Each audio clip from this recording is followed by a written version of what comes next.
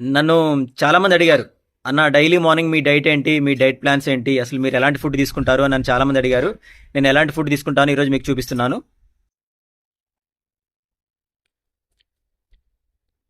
అన్ని dry fruits అండి, రాత్రి నానబెట్టుకుంటాను.